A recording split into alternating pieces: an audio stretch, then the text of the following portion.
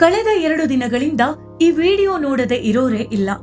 ಯಾರ ಸ್ಟೇಟಸ್ ನೋಡಿದ್ರು ಇದೇ ವಿಡಿಯೋ. ಫೇಸ್ಬುಕ್, ಇನ್ಸ್ಟಾಗ್ರಾಂನಲ್ಲೂ ಇದರ ಬಗ್ಗೆಯೇ ಚರ್ಚೆ. ನೀವು ನೋಡ್ತಿರೋ ಈ ಮರಿ ಕೋತಿ ಗೊಂಬೆ ಜೊತೆ ಏಕೆ ಆಟವಾಡ್ತಿದೆ ಗೊತ್ತಾ? ಇದರ ಹಿಂದೆ ಒಂದು ಕಣ್ಣೀರು ತರಿಸುವ ಕತೆ ಇದೆ.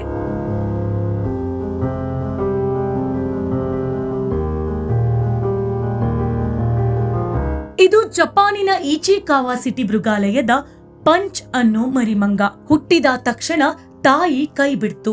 ಗುಂಪಿನ ಸದಸ್ಯರು ಹತ್ತಿರ ಸೇರಿಸಲಿಲ್ಲ. ಒಂಟಿತನದಿಂದ ನರಳುತ್ತಿದ್ದ ಈ ಮರಿಗೆ ಮೃಗಾಲಯದ ಸಿಬ್ಬಂದಿ ಒಂದು ಮಂಗನ ಮರಿಯನ್ನೇ ಹೋಲುವ ಗೊಂಬೆ ನೀಡಿದ್ರು. ಪಂಚ್ ಎಲ್ಲಿ ಹೋದ್ರೂ ಆ ಗೊಂಬೆಯನ್ನೇ ತನ್ನ ತಾಯಿ ಅಂದುಕೊಂಡು ಎಳೆದುಕೊಂಡು ಹೋಗ್ತಿತ್ತು. ಅದನ್ನ ಹಿಡ್ಕೊಂಡು ಮಲಗ್ತಿತ್ತು. ಅದನ್ನ ಹಿಡ್ಕೊಂಡು ತಿರುಗ್ತಿತ್ತು. ಆ ಮಂಗನ ಮರಿಗೆ ಅದು ಕೇವಲ ಗೊಂಬೆಯಾಗಿರ್ಲಿಲ್ಲ, ಅದು ಅದರ ಅಮ್ಮ ಎಂದು ಭಾವಿಸಿತ್ತು.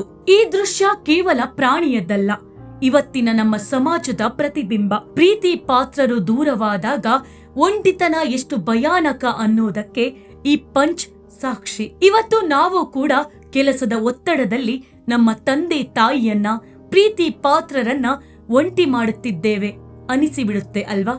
ಅದೇನೇ ಇರಲಿ, ಕೆಲವೊಂದು ಸಾಮಾಜಿಕ ಜಾಲತಾಣಗಳ ಪೇಜ್ನಲ್ಲಿ ಈ ಪಂಚ್ ಮರಿ ಸತ್ತು ಹೋಗಿದೆ ಎನ್ನುತ್ತಿದ್ದಾರೆ.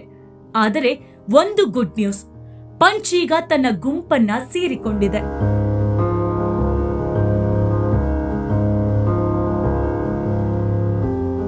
ವೃದ್ಧಾಶ್ರಮದಲ್ಲಿಯೋ ಅಥವಾ ಮನೆಯಲ್ಲೋ ಒಂಟಿಯಾಗಿರೋ ಜೀವಗಳಿಗೆ ನಾವು ಪ್ರೀತಿ ನೀಡೋಣ. ನೀವು ಒಂಟಿಯಲ್ಲ, ನಾವು ಜೊತೆಗಿದ್ದೇವೆ ಅನ್ನೋ ಭರವಸೆ ನೀಡೋಣ.